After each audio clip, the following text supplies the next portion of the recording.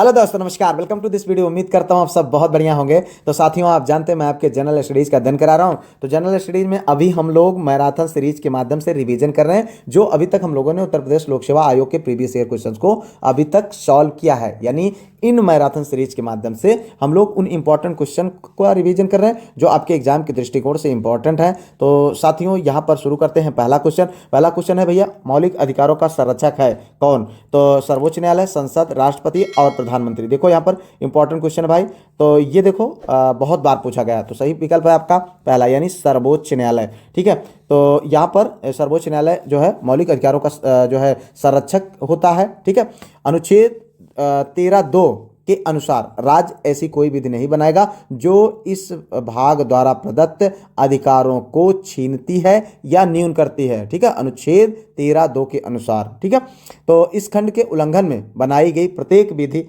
उल्लंघन की मात्रा तक शून्य होगी। अनुच्छेद 32 एवं 226 के अंतर्गत अगर हम बात करें, उच्चतम न्यायालय एवं उच्चतम न्यायालयों को रिटे निकालने की शक्ति प्रदान की गई है। ठीक है, इसके द्वारा मौलिक अधिकारों का संरक्षण किया जाता है।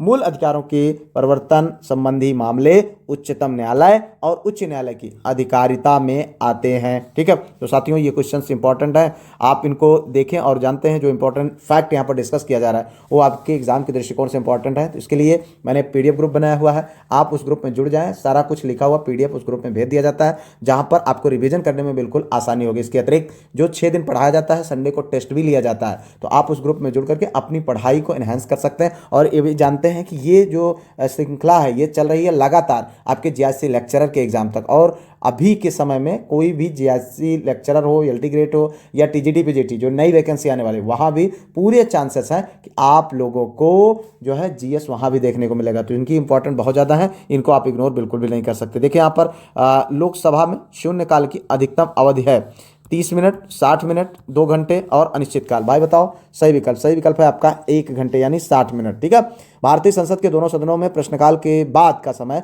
शून्यकाल होता है। इसका समय 12 बजे से लेकर 1 बजे तक होता है। दोपहर 12 बजे प्रारंभ होने के कारण इन्हें शून्यकाल कहा जाता है। शून्यकाल का आरंभ 1960 के दशकों में हुआ, जब बिना पूर्व सूचना के अविलंबनीय लोक महत्व के विषय को उठाने की प्रथा विकसित हुई। ठीक है, शून्यकाल के समय उठाने वाले जो प्रश्न होते हैं, उन पर जो सदस्य होते हैं वो तुरंत कार्यवाही चाहते हैं। आगे बढ़ते भाई, अगला क्वेश्चन देखिए। यहाँ पर ये है, निम्नलिखित में से कौन सा एक युग में सही सुमेलित नहीं है? मित्र देखें, ये तेल शोधनशाला है, राज्य है। ठीक है, आपको बताना है। तो इसमें बीना मध्य प्रदेश, नूनमती असम यानी असोम, ठीक है, वादिनार पंजाब, मनाली तमिलनाडु।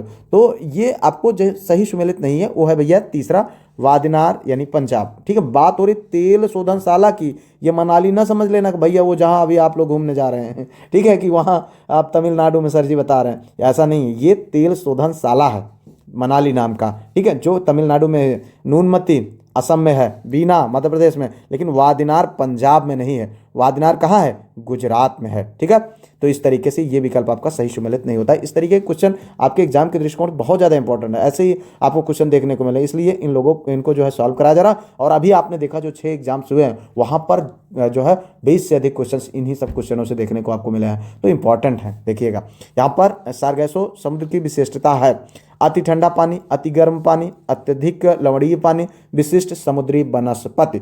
ठीक है, तो यहाँ पर जो सही विकल्प है भैया विशिष्ट समुद्री वनस्पति। सारगैसो समुद्र की विशिष्टता है क्या?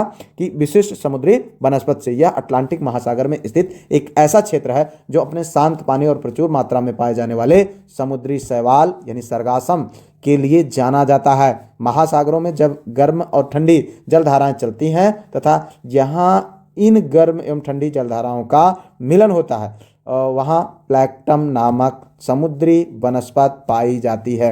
इस स्थान पर मत्स्य या मछली का उत्पादन का केंद्र पाया जाता है। सारगैसो सागर उत्तरी अटलांटिक महासागर का हिस्सा, ये भी आप जानते रहें। आगे बढ़ते हैं अगला क्वेश्चन। जनगणना 2011 के आंकड़ों के अनुसार भारत में 0 से 6 वर्ष आयु समूह के शिशु का लिंग अनुपात 912, 913, 914, 919। आपको बताना भाई, तो सही विकल्प है आपका डी 919। तो जनगणना 2011 के अनुसार भारत में 0 से 6 आयु वर्ग का लिंगानुपात 919 पर 1000 है। ठीक है, इसका मतलब यह है कि प्रति 1000 लड़कों पर 919 लड़कियां हैं, जबकि देश का अगर समान लिंगानुपात की बात की जाए तो 1000 पुरुषों पर 943 महिलाएं हैं। हालांकि पहले से कम था, अब और कम हो गया। देखो यहाँ पर अगला जो है, भारत में तंबाकू का सबसे बड़ा उत्पादक राज्य, ये क्वेश्चन पूछा गया 2007 और 2013 के दौरान। तो उस दौरान जो क्वेश्चन था, हालांकि हम अभी चर्चा करेंगे। तो देखें यहाँ पर चारों विकल्प, गुजरात, महाराष्ट्र और उत्तर प्रदेश, तमिलनाडु। हालांकि वर्तमान के परिदृश्य में ये गुजरात सही है। जब एक क्वेश्चन पूछा गया था तो भारत में तंबाकू का शीर्ष उत्पादक राज्य उस समय उत्तर प्रदेश था, लेकिन अभी अगर आपको क्वेश्चन का आंसर देना होगा तो क्या होगा? गुजरात। गुजरात भारत का सबसे बड़ा तंबाकू उत्पादक राज्य है, जो राष्ट्रीय उत्पादन में 50% से अधिक का योगदान देता है, जिससे यह भारत में अब तक का सबसे बड़ा तंबाकू उत्पादक राज्य बन गया है। आंध्र प्रदेश तथा उत्तर प्रदेश दूसरे एवं तीसरे स्थान पर है। मित्र, एक चीज़ और ध्यान दें कि अभी जो है आप लोगों की डिमांड पर इन क्वेश्चंस को, चूंकि हमने कल आप लोगों से यही पूछा था कि मतलब क्या मिक्स कराया जाए या फिर टॉपिक वाइज, तो आप लोगों के मिक्स आंसर है। ज़्यादातर लोगों का मानना है कि मिक्स कराना चाहिए, तो हम मिक्स भी कराएंगे और टॉपिक वाइज भी कराएंगे। आप लोग बिल्कुल भी घबराए नहीं, बने रहें। आप लोगों को जो है यहाँ पर 1 घंटे समय देना है। आपकी तैयारी जीएस को लेकर के बिल्कुल होती जाएगी, घबराने की कोई ज़रूरत नहीं है। और अभी तक अगर पीडीएफ ग्रुप ना ज्वाइन किए हो तो कर लेना। ठीक है, देखिए यहाँ पर निम्न में से कौन सी वास्तविक रूप से मछली है? क्वेश्चन की संख्या को सीमित ही रखा जाएगा, ज़्यादा नहीं रखा जाएगा, ध्यान दीजिएगा। Star fish, jelly fish, dog fish, समुद्री घोड़ा। भाई सही विकल्प क्या है आपका? सही विकल्प है डी, समुद्री घोड़ा। समुद्री घोड़ा यानी सी हॉर्स वास्तविक रूप से मछली की प्रजाति के अंतर्गत आने वाला भारतीय एवं अटलांटिक महासागरों की एक अस्थिल यानी बोनी मछली है।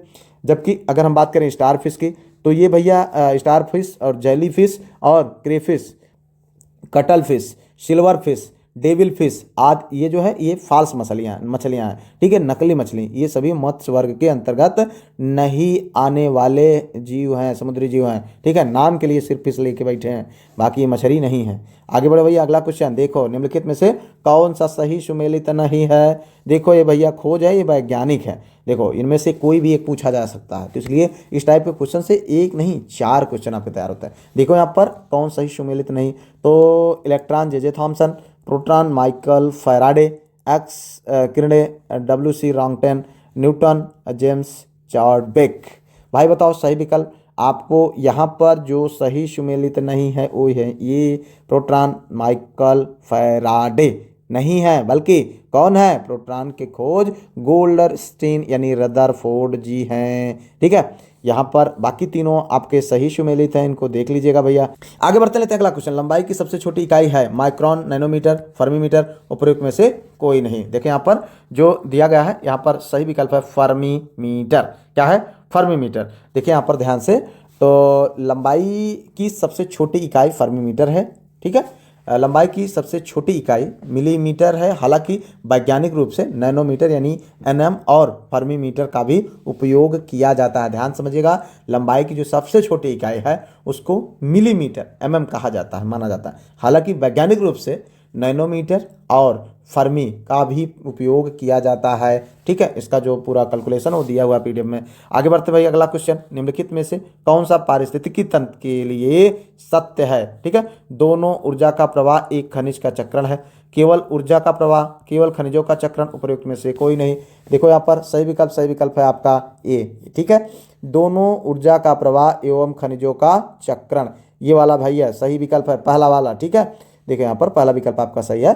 ऊर्जा का प्रवाह एवं खनिजों का चक्रण दोनों पारिस्थितिक तंत्र के लिए सत्य है।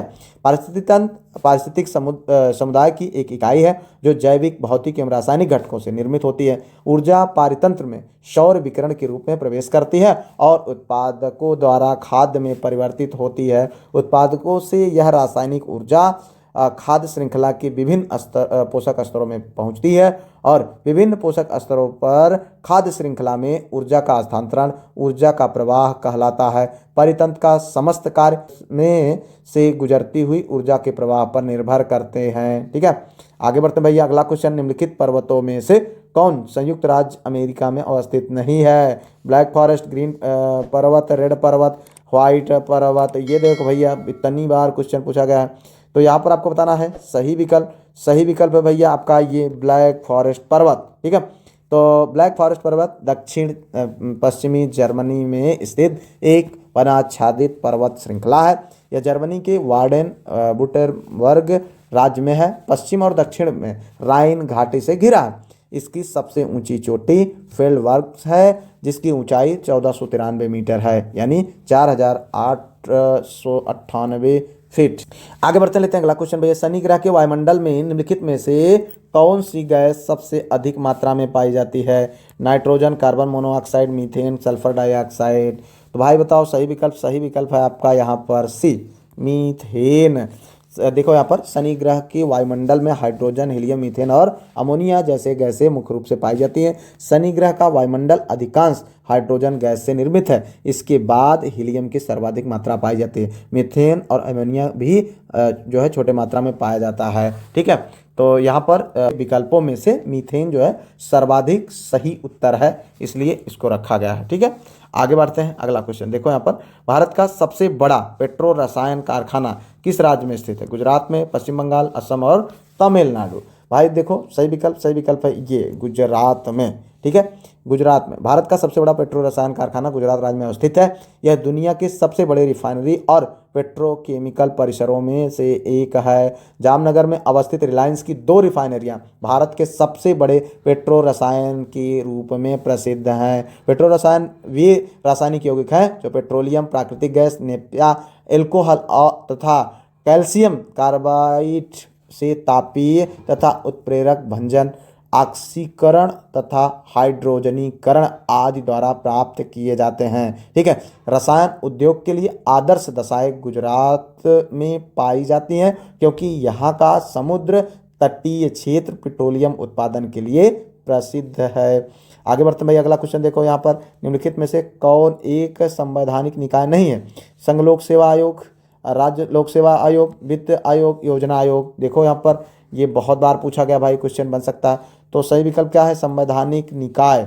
ठीक है, नहीं है, तो ये योजना आयोग जवाब नहीं है। योजना आयोग की स्थापना भारत सरकार के एक प्रस्ताव द्वारा मार्च 1950 में की गई थे, जिसका उद्देश्य सरकार के घोषित उद्देश्यों के अनुरूप देश के संसाधनों का कुशल उपयोग करके लोगों के जीवन स्तर में तेजी से वृद्धि को प्रोत्साहित करना, उत्पादन को बढ़ावा देना तथा समाज की सेवा में सभी को रोजगार के अवसर प्रदान करना था। ठीक है, अब यहाँ पर देखें अगला क्वेश्चन, आगे बढ़ते हैं। भारतीय संविधान के किस अनुच्छेद के अंतर्गत राज्यपाल को क्षमादान की शक्ति प्राप्त है? भाई ऐसे क्वेश्चन बनेंगे 100%, आप इनको तैयार रखें। तो अनुच्छेद 171, 161, 173, 163। भाई देखो एकदम समझ लेना, वीडियो लाइक, शेयर, सब्सक्राइब आप करते जाइएगा। ठीक है भैया, ये है आपका सही विकल्प अनुच्छेद 161। अनुच्छेद 161 जो है राज्यपाल को कुछ शक्तियां प्रदान करता है, जैसे क्षमादान, सजा को पूरी तरह से माफ़ करना, और विलंबन, ये सजा को रोक भी देता है। ठीक है, और विराम की अगर हम बात करें तो सजा की प्रकृति को बदल देता है। लघुकृत, सजा की अवधि कम कर सकता है। परिहार, सजा को कम करना, ये सब जो है कर सकता है। आगे बढ़ते हैं अगला क्वेश्चन देखो। अंतर्राज्यीय परिषदों का निर्माण स्रोत है? संवैधानिक प्रावधान, संसदीय कानून, योजना आयोग की अनुशंसा, मुख्यमंत्री सम्मेलन द्वारा स्वीकृति संकल्प। भाई बताओ सही विकल्प है आपका ये संवैधानिक प्रावधान।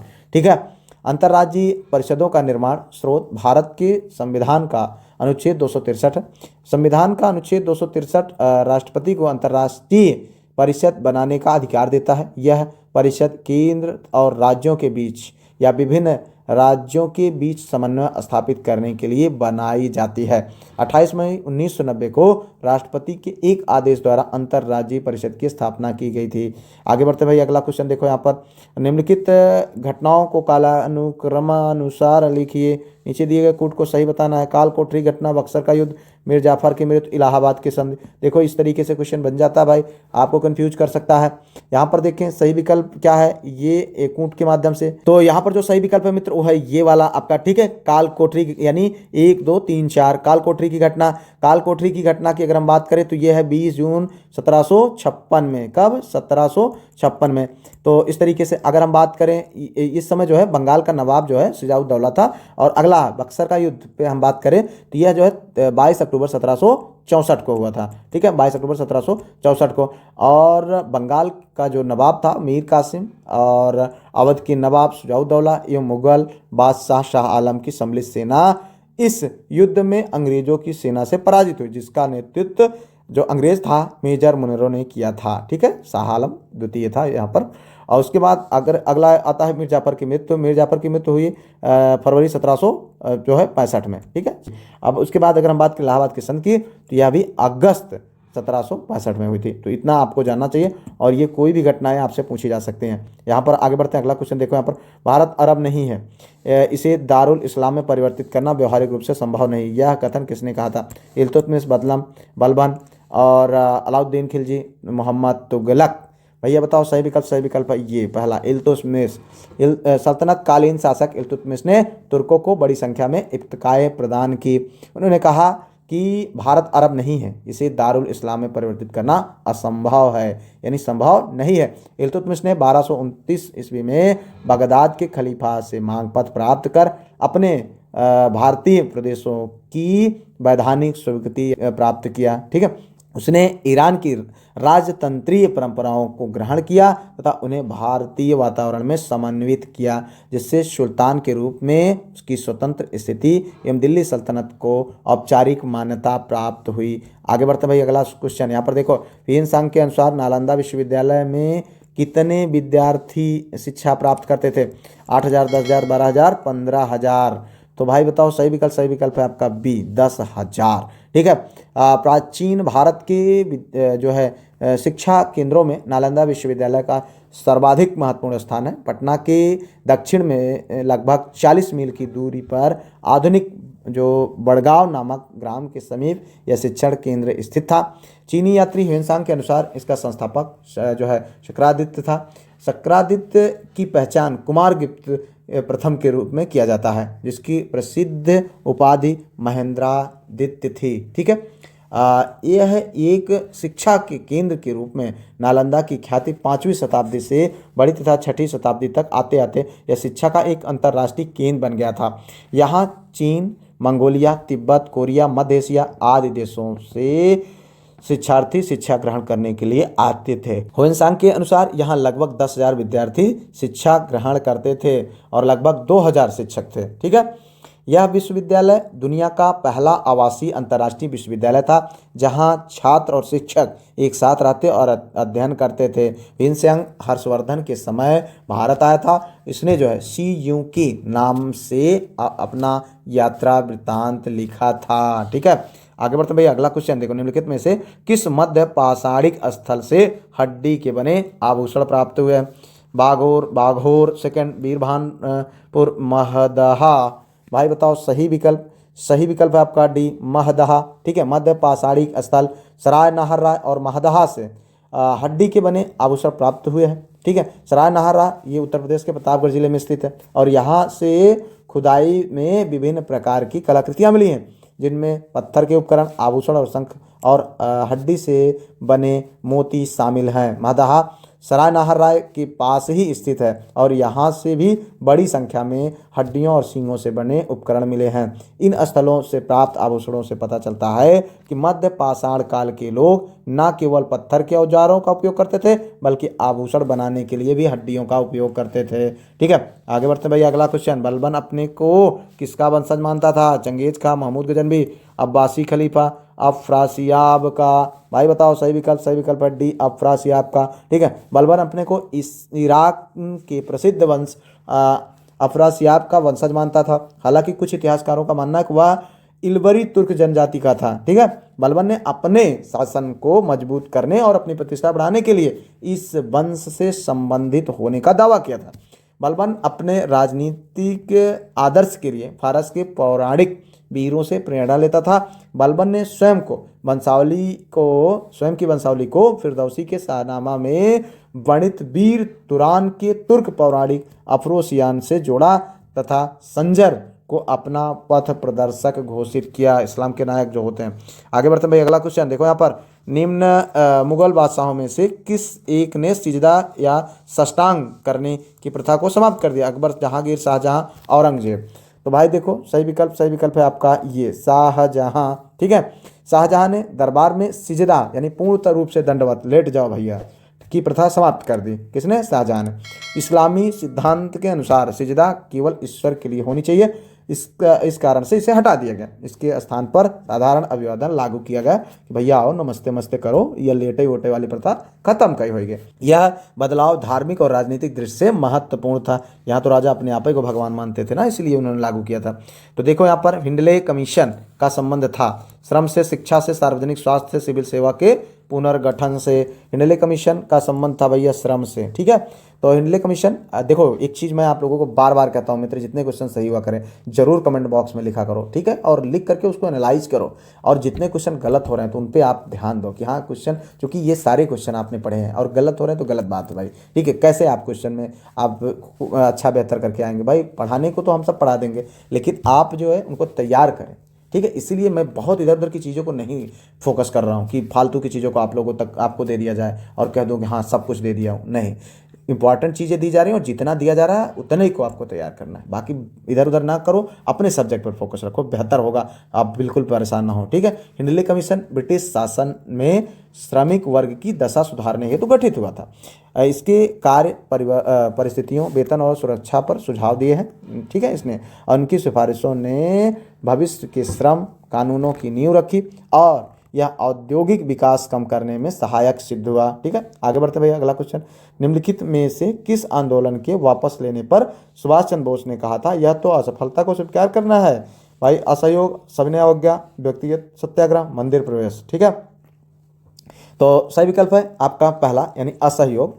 असहयोग आंदोलन 1922 में चौरी चौरा कांड के बाद निलंबित किया गया, ठीक है। सुभाष चंद्र बोस ने इसे आंदोलन को असमय समाप्ति और जन ऊर्जा की हानि बताया, ठीक है। उन्होंने माना कि इससे ब्रिटिश शासन के खिलाफ संघर्ष कमजोर होगा। इसने कांग्रेस में रणनीति को लेकर मतभेद बढ़ा दिए। आगे बढ़ते हैं भाई, अगला क्वेश्चन। उपनिषद काल के राजा अश्वपति शासक थे, काशी के, कैकेय के, पांचाल के, विदेह के।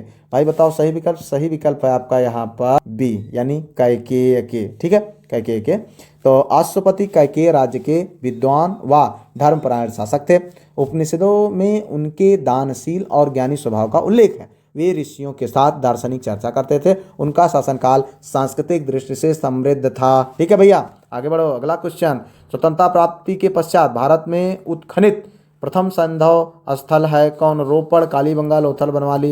यहाँ पर आपको बताना है भैया। तो सही विकल्प है आपका रोपड़। क्या है? रोपड़, ठीक है। इसकी खोज बी लाल ने 1950 ईस्वी में की थी। रोपड़ पुरातात्विक स्थल जो कि रोपड़ जिला जो कि पंजाब में है, सतलज नदी के बाएं तट पर स्थित है। स्वतंत्रता प्राप्ति के पश्चात इसका सर्वप्रथम उत्खनन किया गया था। इनका आधुनिक नाम रूपनगर है, ठीक है। यहाँ से हड़प्पा और उत्तरवर्ती संस्कृतियों के अवशेष मिले हैं। आगे बढ़ते हैं भैया, अगला क्वेश्चन। निम्नलिखित में से कौन से दल का प्रतिनिधित्व भारत की संविधान निर्मात्री सभा में नहीं था? ठीक है, liberal party, Hindu Mahasabha, schedule caste federation, communist party. भाई बताओ सही विकल्प है ये लिबरल पार्टी, ठीक है। भारतीय संविधान सभा में अधिकांश प्रमुख दल मौजूद थे, लिबरल पार्टी का कोई प्रतिनिधित्व नहीं था। भारत की संविधान निर्मात्री सभा में लिबरल पार्टी का प्रतिनिधित्व नहीं था। हिंदू महासभा के श्यामा प्रसाद मुखर्जी बंगाल से, ठीक है। और शेड्यूल कास्ट फेडरेशन के भी जो है भीमराव अम्बेडकर साहब बम्बई से, तथा कम्युनिस्ट पार्टी के शोभनाथ लाहिड़ी बंगाल से संविधान सभा के सदस्य थे। आगे बढ़ते लेते हैं अगला क्वेश्चन। भारतीय संविधान का भाग 16वां, ठीक है, अनुच्छेद 330 से 342 तक संबंधित है। प्रशासनिक अभिकरणों से, अखिल भारतीय सेवाओं से, वित्त आयोग से, लोकसभा में अनुसूचित जाति जनजाति के आरक्षण तथा एंग्लो इंडियन समुदाय के प्रतिनिधित्व से। तो भैया बताओ सही विकल्प है आपका डी। जी हाँ, लोकसभा में अनुसूचित जाति जनजाति के आरक्षण एवं एंग्लो इंडियन समुदाय के प्रतिनिधित्व से, ठीक है, ये आपका सही विकल्प है। मतलब 330 से 342 तक अनुच्छेद जो है संबंधित है इससे। तो यहाँ पर ध्यान दीजिएगा। भाग 16 की अगर हम बात करें तो सामाजिक न्याय एवं प्रतिनिधित्व सुनिश्चित करता है, ठीक है, जिसमें SC ST के लिए संसद और विधानसभा में आरक्षण का प्रावधान है। एंग्लो इंडियन समुदाय के लिए नामित सीटों का भी प्रावधान था। इसका उद्देश्य समान राजनीतिक भागीदारी सुनिश्चित करना है। आगे बढ़ते भाई, अगला क्वेश्चन। संसद में लेखा के लिए वोट आवश्यक होता है। तो जब सरकार का व्यय राजस्व प्राप्तियों से अधिक होता है, बड़े कार्यक्रमों की वित्त व्यवस्था हेतु जिसमें बहुत अधिक मात्रा में धन की आवश्यकता होती है, जब सामान्य बजट के समय सीमा के अंदर पारित होने की आशा नहीं होती है। उपरोक्त में से कोई नहीं। तो भाई बताओ सही विकल्प सही क्या है। संसद में लेखा के लिए वोट आवश्यक होता है कब? ये जब सामान्य बजट के समय सीमा के अंदर पारित होने की आशा नहीं होती है। ठीक है। तो अगर हम बात करें यहाँ पर लेखानुदान अस्थायी वित्तीय स्वीकृति है। यह सरकार को बजट पारित होने से पहले व्यय की अनुमति देता है। इसका उपयोग तब होता है जब बजट पर समय पर निर्णय संभव ना हो। यह कुछ माह के लिए लागू रहता है। आगे बढ़ते हैं। अगला क्वेश्चन, राष्ट्रपति राज्यसभा हेतु कितने सदस्यों को मनोनीत कर सकता है? 2, 4, 10, 12। भाई बहुत सरल है, कई बार क्वेश्चन पूछा गया इसलिए इसको रखा गया है यहाँ पर। देखिए यहाँ पर, ठीक है। तो इसका जो सही विकल्प है मित्र वो है डी यानी 12। ठीक है। तो अनुच्छेद 80 के अंतर्गत राष्ट्रपति जो है 12 सदस्यों को नामित कर सकता है। क्वेश्चन बना है भाई, ठीक है, ध्यान समझिएगा।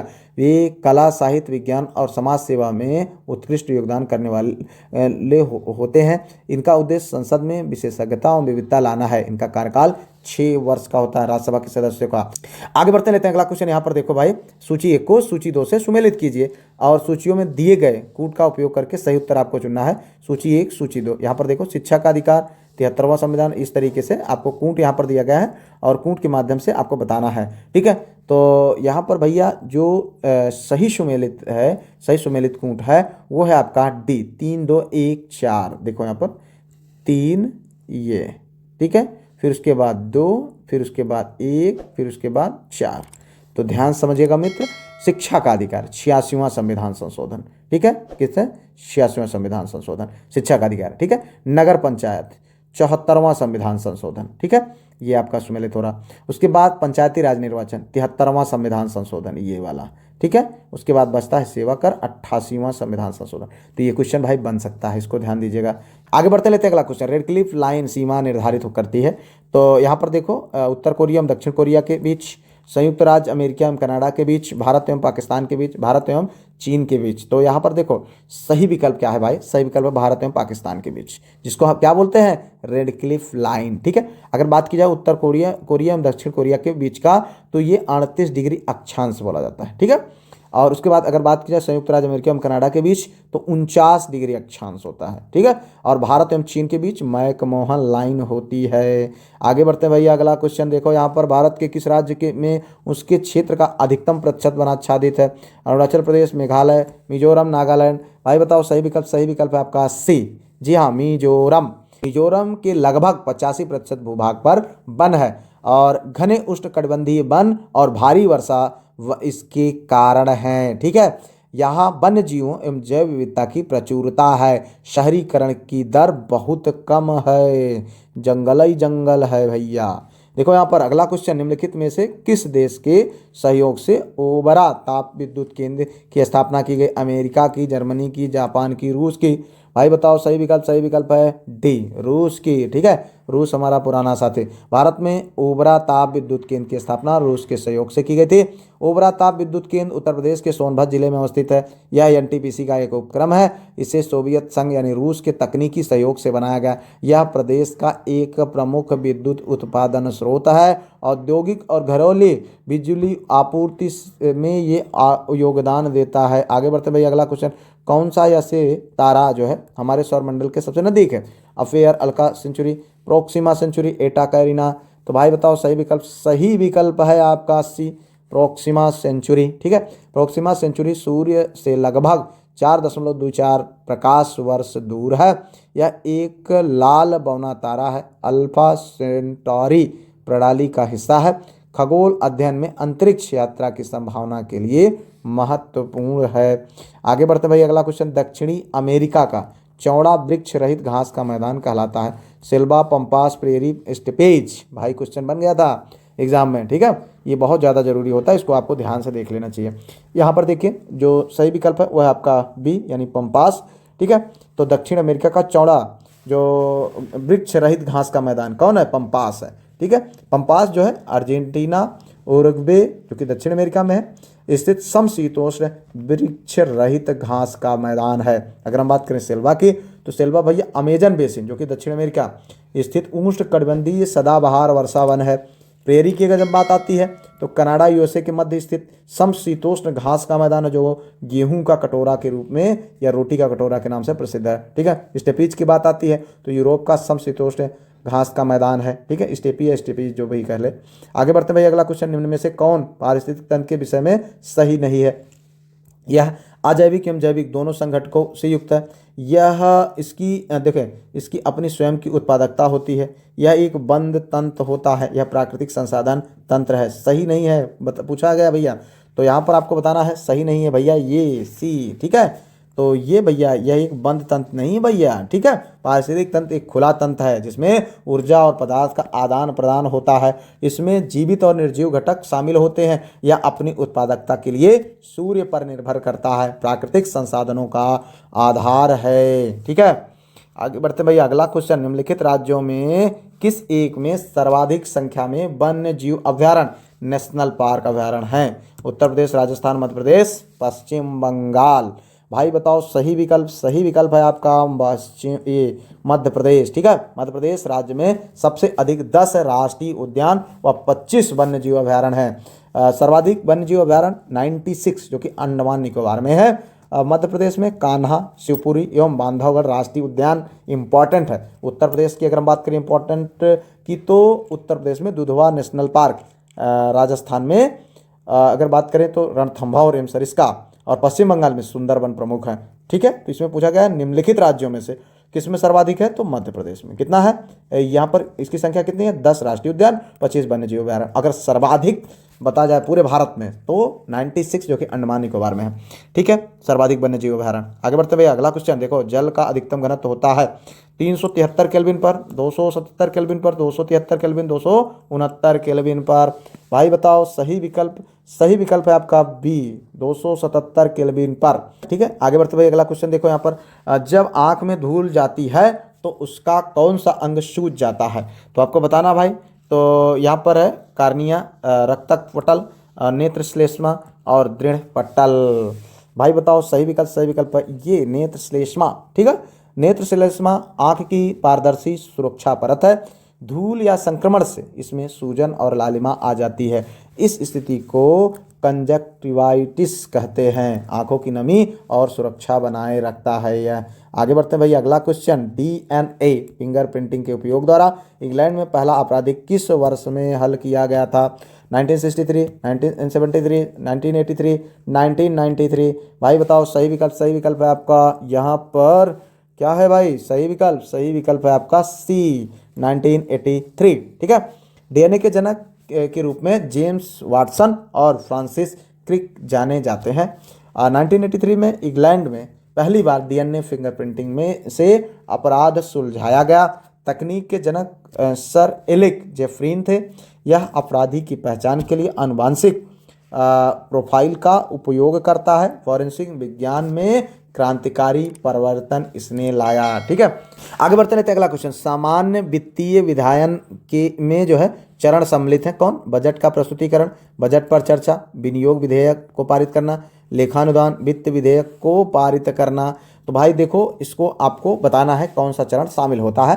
तो यहाँ पर जो सही विकल्प है वो है आपका सी, यानी 1, 2, 3 और 4, यानी 5वां नहीं शामिल होता है। ठीक है। तो वित्तीय विधायन में बजट प्रस्तुतिकरण पहला चरण है। उसके बाद बजट पर चर्चा होती है। ठीक। विनियोग विधेयक पारित करके खर्च की स्वीकृति दी जाती है। फिर लेखानुदान से अस्थायी वित्तीय अनुमति मिलती है। ठीक है। आगे बढ़ते भाई, अगला क्वेश्चन, निम्नलिखित में से किसने बोधगया में सिंघली भिक्षुओं के लिए विहार बनाने की अनुमति दी थी? धर्मपाल, हर्षवर्धन, कनिष्क और समुद्रगुप्त। अनुमति की बात कर रहा है भाई। ठीक है। तो ये सही विकल्प है समुद्रगुप्त। देखें, बोधगया में सिंघली भिक्षुओं के लिए विहार बनाने की अनुमति समुद्रगुप्त ने दी थी। समुद्रगुप्त का समकालीन सिंघल नरेश मेघवर्ण था। चीनी स्रोतों से पता चलता है कि उसने जो है समुद्रगुप्त के पास उपहारों सहित एक दूतमंडल भेजा। गुप्त नरेश की आज्ञा से उसने जो है भिक्षुओं के लिए एक भव्य विहार बनवाया था, जो उनके क्या अधीन, समुद्रगुप्त के अधीन एक राजा था जो है सिंघल नरेश मेघवर्ण, उसी ने बनवाया था। आगे बढ़ते हैं भैया, अगला क्वेश्चन देखो, निम्नलिखित में से कौन सा सही सुमेलित नहीं है? तो ये देखो भैया, फसल और ये खरपतवार। फसल, खरपतवार, अभी देखा आपने एक जो है खरपतवार पूछा भी गया था, एग्जाम में आया था। ठीक है। गेहूँ, फ्लेरिस माइनर, धान, और यहाँ पर बथुआ, मटर, प्याजी, बरसीम, कासनी। तो यहाँ पर कौन सही सुमेलित नहीं है ये बताना है भाई। देखो धान में कब से बथुआ होने लगा भाई? बथुआ तो सामान्य खरपतवार है और ये गेहूं में पाया जाता है। हम सब जो है जानते हैं, गेहूं में किसान के घर से हैं। गेहूं में खरपतवार के रूप में फ्लेरिस माइनर एवं बथुआ पाया जाता है। ठीक है, फ्लेरिस माइनर और बथुआ दोनों पाया जाता है। मटर में अगर हम बात करें तो मटर में प्याजी, बरसीम में कासनी खरपतवार के रूप में पाया जाता है। ठीक है, तो यहाँ पर बथुआ धान में नहीं बल्कि गेहूं में पाया जाने वाला खरपतवार है। कृषि विज्ञान में खरपतवार नियंत्रण महत्वपूर्ण है। आगे बढ़ते हैं भाई, अगला क्वेश्चन देखो। यहाँ पर भारत में प्रभावित साक्षरता दर की गणना की जाती है कुल जनसंख्या से, बच्चों की जनसंख्या से, वयस्कों की जनसंख्या से, 7 वर्ष की उम्र के ऊपर की जनसंख्या से। तो भाई बताओ सही विकल्प है आपका डी, ये 7 वर्ष की उम्र के जनसंख्या के ऊपर। ठीक है, 7 वर्ष के ऊपर के व्यक्तियों में साक्षर प्रतिशत गिना जाता है। बच्चों की प्रारंभिक शिक्षा के बाद पढ़ने लिखने की क्षमता को मापा जाता है। यह राष्ट्रीय जनगणना में उपयोग किया जाने वाला मानक है। यह कुल जनसंख्या पर आधारित नहीं होती है। ठीक है, प्रभावित साक्षरता दर। आगे बढ़ते भाई, अगला क्वेश्चन। उत्तर प्रदेश में परंपरागत भूमि मापन इकाई, ठीक है, कनाल, मारला, बीघा, धुर। आपको बताना भाई सही विकल्प है आपका यहाँ पर ये है बीघा। ठीक है, कई बीघे का काश्तकार है। बीघा पारंपरिक जो है कृषि भूमि मापन इकाई है। विभिन्न क्षेत्रों में इसका आकार अलग अलग होता है। ग्रामीण और कृषि सर्वेक्षण में अब भी प्रयोग होता है। मैट्रिक प्रणाली आने के बाद भी प्रचलन में है। ठीक है, आगे बढ़ते भाई, अगला क्वेश्चन देखो। निम्नलिखित में से कौन सा पेट्रोलियम उत्पादक क्षेत्र गुजरात राज्य में स्थिर नहीं है? कलोल, कोसंबा, नौगाम, मोरन। देखो यहाँ पर सही विकल्प है आपका डी, मोरन। ठीक है, तो मोरन असम में स्थित एक प्रमुख तेल क्षेत्र है। गुजरात में कलोल, कोसम और नौगाम में पेट्रोलियम उत्पादन क्षेत्र है। असम भारत का सबसे पुराना तेल उत्पादक राज्य है। भूगर्भीय संरचना के कारण तेल भंडार भिन्न क्षेत्रों में बटे हैं। आगे बढ़ते हुए अगला क्वेश्चन। धूप से बचने के लिए छाते में रंग संयोजन निम्न में से कौन सा सबसे उचित है? तो ऊपर काला नीचे उजला, ऊपर उजला नीचे काला, मात काला मात उजला। देखो भाई क्वेश्चन बन सकता है, ठीक है, इंपॉर्टेंट है। तो यहाँ पर जो देखें जो सही विकल्प है वो है आपका ऊपर काला नीचे उजला। ठीक है, ये आपका सही विकल्प है। तो काला रंग सूर्य की किरणों को अवशोषित जो है अधिक अवशोषित करता है, जिसमें गर्मी भीतर नहीं जाती है। नीचे उजला रंग रोशनी को परावर्तित करता है, जिससे अंदर ठंडक रहती है। यह संयोजन धूप से अधिकतम बचाव करता है। वैज्ञानिक दृष्टि से यह ऊर्जा अवशोषण और परावर्तन का संतुलन है। आगे बढ़ते हैं भाई, अगला क्वेश्चन। असम के मुख्यमंत्री ने किस जिले को राज्य की दूसरी राजधानी विकसित करने की घोषणा किया? ये देखो, ये आपके करंट अफेयर का क्वेश्चन है। तेजपुर, डिब्रूगढ़, सिलचर, गुवाहाटी। आपको बताना भाई सही विकल्प है यहाँ पर सी, डिब्रूगढ़ को। ठीक है, मुख्यमंत्री हेमंत बिस्वा शर्मा ने जो है 26 जनवरी 2025 को डिब्रूगढ़ को असम की दूसरी राजधानी के रूप में विकसित करने की घोषणा की है। उन्होंने कहा कि चाय, तेल और कोयला व्यापार का ब्रिटिश युग का प्रमुख केंद्र डिब्रूगढ़ वर्ष 2027 तक असम की दूसरी राजधानी बनेगा। ये भाई क्वेश्चन बन सकता है, इसलिए आप लोगों को यहाँ पर दिया गया। डिब्रूगढ़ में अस्थायी विधानसभा भवन का निर्माण कार्य 25 जनवरी 2026 को शुरू होगा। अगर हम बात करें अन्य फैसले से संबंधित, तो इसके अलावा उन्होंने तेजपुर और सिलचर के लिए भी इसी प्रकार की योजना की घोषणा की है। तेजपुर शहर में राजभवन स्थापित किया जाएगा और यह राज्य की सांस्कृतिक राजधानी के रूप में विकसित होगा। सिलचर में मिनी सेक्रेटेरिएट एवं चीफ सेक्रेटरी का कार्यालय स्थापित किया जाएगा। आगे बढ़ते हैं भैया अर्धशतक की ओर। यहाँ पर देखो, तो पंजाब सरकार के राज्य के सभी स्कूलों में किस भाषा को मुख्य और अनिवार्य विषय के रूप में पढ़ाना जो है अनिवार्य किया है? ठीक है, मतलब पंजाब सरकार ने राज्य के सभी स्कूलों में किस भाषा को मुख्य और अनिवार्य विषय के रूप में पढ़ाना? उर्दू, हिंदी, पंजाबी और संस्कृत। तो यहाँ पर भैया सही विकल्प है पंजाबी। भैया देखो, पंजाब सरकार ने आदेश जारी किया कि राज्य के सभी स्कूलों में, चाहे वो किसी भी बोर्ड से संबंध हो, पंजाबी भाषा को मुख्य और अनिवार्य विषय के रूप में पढ़ाया जाएगा। यदि किसी छात्र के प्रमाण पत्र में पंजाबी मुख्य विषय के रूप में दर्ज नहीं होती है तो प्रमाण पत्र अमान्य माना जाएगा। ठीक है, Punjab learning of Punjabi and other language act 2008 को सख्ती से लागू किया जाएगा। नियमों का उल्लंघन करने वाले निजी स्कूलों पर 50,000 का जुर्माना लगाया जाएगा। शिक्षा मंत्री हरजोत सिंह वैस ने CBSE पर पंजाबी को कक्षा 10 की क्षेत्रीय भाषा सूची में से हटाने का आरोप लगाया है। उन्होंने इससे जो है पंजाबी और पंजाबियत के खिलाफ सोची समझी साजिश बताया। CBSE ने स्पष्ट किया कि भाषा सूची में कोई बदलाव नहीं किया गया है। आगे बढ़ते लेते हैं अगला क्वेश्चन। वरिष्ठ नागरिक आयोग स्थापित करने वाला भारत का पहला राज्य कौन बना? केरल, पंजाब, बिहार, हरियाणा। तो भाई बताओ सही विकल्प है ये केरल। ठीक है, केरल सरकार ने केरल राज्य वरिष्ठ नागरिक आयोग अधिनियम 2025 पारित कर वरिष्ठ नागरिक आयोग की स्थापना की। ऐसा करने वाला केरल भारत का पहला राज्य बन गया। आयोग का उद्देश्य बुजुर्ग नागरिकों के अधिकारों एवं कल्याण की रक्षा करना तथा नीति निर्माण में सलाहकार भूमिका निभाना। केवल वरिष्ठ नागरिक आयोग केरल राज्य वरिष्ठ नागरिक आयोग अधिनियम 2025 के तहत स्थापित एक वैधानिक निकाय है। ठीक है, आगे बढ़ते हैं अगला क्वेश्चन। यहाँ पर देखो, केंद्रीय गृह मंत्रालय ने किन राज्यों के कई इलाकों में AFSPA को 6 महीने के लिए बढ़ाया? आपको बताना भाई सही विकल्प है यहाँ पर डी वाला, मणिपुर, नागालैंड, अरुणाचल प्रदेश। गृह मंत्रालय ने 30 मार्च 2025 को मणिपुर, नागालैंड और अरुणाचल प्रदेश के कई इलाकों में जो है AFSPA के तहत अशांत क्षेत्र अधिसूचित को 6 महीने के लिए बढ़ा दिया। आगे बढ़ते रहते हैं अगला क्वेश्चन। किस आतंकी हमले का आरोपी तहव्वुर हुसैन राणा को अप्रैल 2025 में अमेरिका से प्रत्यार्पित कर भारत लाया गया? देखो यहाँ पर पठानकोट हमला 2016, 26/11 आतंकी हमला 2008, पुलवामा हमला 2019, उत्तर प्रदेश बम धमाके 2007। तो ये है भैया बी, 26/11 का आतंकी हमला 2008 हुआ था। तो ठीक है, तो उसमें ये जो है यहाँ पर देखें, तहव्वुर हुसैन राणा को 10 अप्रैल 2025 को अमेरिका से दिल्ली लाया गया। राष्ट्रीय जांच एजेंसी NIA ने उसे 18 दिन की हिरासत में लिया। हिरासत अवधि में 26/11 मुंबई आतंकी हमले की पूरी साजिश पर विस्तृत पूछताछ की जाएगी। आरोपी को भारत लाना एक लंबी कानूनी प्रक्रिया का समापन है। गृह मंत्रालय ने इस मामले में नरेंद्र मान को 3 वर्षों के लिए सरकारी वकील नियुक्त किया है। ठीक है, आगे बढ़ते हैं भाई अगला क्वेश्चन। 1960 के सिंधु जल समझौते की मध्यस्थता किस संस्था ने की थी?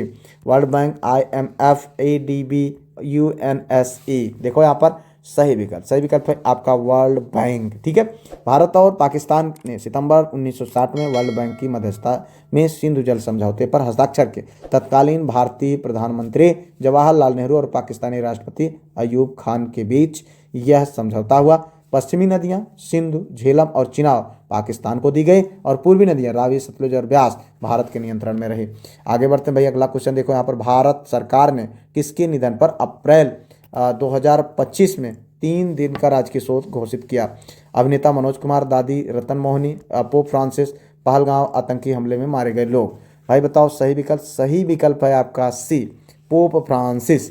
देखिए यहाँ पर पोप फ्रांसिस का निधन 21 अप्रैल 2025 को 88 वर्ष की आयु में हुआ। वे लगभग 1300 वर्षों में पहले गैर यूरोपीय पोप थे। भारतीय गृह मंत्रालय ने उनके निधन पर 3 दिन की राजकीय शोक की घोषणा की थी। ठीक है, आगे बढ़ते हैं भैया 56 नंबर पर। 10वीं कक्षा के छात्रों के लिए रोबोटिक्स शिक्षा अनिवार्य करने वाला पहला राज्य कौन बना? केरल, कर्नाटक, बिहार, उत्तर प्रदेश।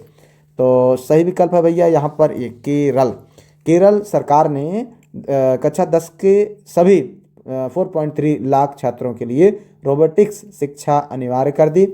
ICT पाठ्यक्रम में रोबोट्स की दुनिया अध्याय जोड़ा गया है। ठीक है, यह पहल तकनीकी कौशल और समस्या समाधान क्षमता बढ़ाने के उद्देश्य से की गई है। आगे बढ़ते हैं आज के अंतिम क्वेश्चन की ओर भैया। कर्नाटक ने केंद्र सरकार की NOC के बिना रामनगर जिले का नाम बदलकर क्या कर दिया? रामगढ़, बेंगलुरु दक्षिण, बेंगलुरु न्यूज, इनमें से कोई नहीं। तो आपको बताना भाई सही विकल्प है यहाँ पर बेंगलुरु दक्षिण। ठीक है, कर्नाटक सरकार ने जो है केंद्र सरकार की मंजूरी के बिना रामनगर जिले का नाम बदलकर बेंगलुरु दक्षिण कर दिया। जिले का नाम बदलने के लिए गृह मंत्रालय से NOC लेना आवश्यक होता है। केंद्र सरकार NOC ना दिए जाने के बावजूद राज्य सरकार ने अधिसूचना जारी कर दी। ठीक है, कर दिया। यहाँ पर समाप्त होता है आपका आज का मैराथन क्लास। उम्मीद करते हैं आप लोग बहुत अच्छा कर रहे होंगे। आपके कोई सुझाव हो कमेंट करिएगा, और उम्मीद करते हैं अभी तक आपने वीडियो को लाइक, चैनल को सब्सक्राइब, हाइप कर दिए होंगे। अब आप शेयर भी कर दीजिएगा। फिलहाल अगर अभी तक आपने पीडीएफ ग्रुप नहीं ज्वाइन किया है तो कर लीजिए। मिलते हैं किसी और वीडियो में किसी और टॉपिक पर। तब तक के लिए जय Hind, Vande Mataram, best of luck.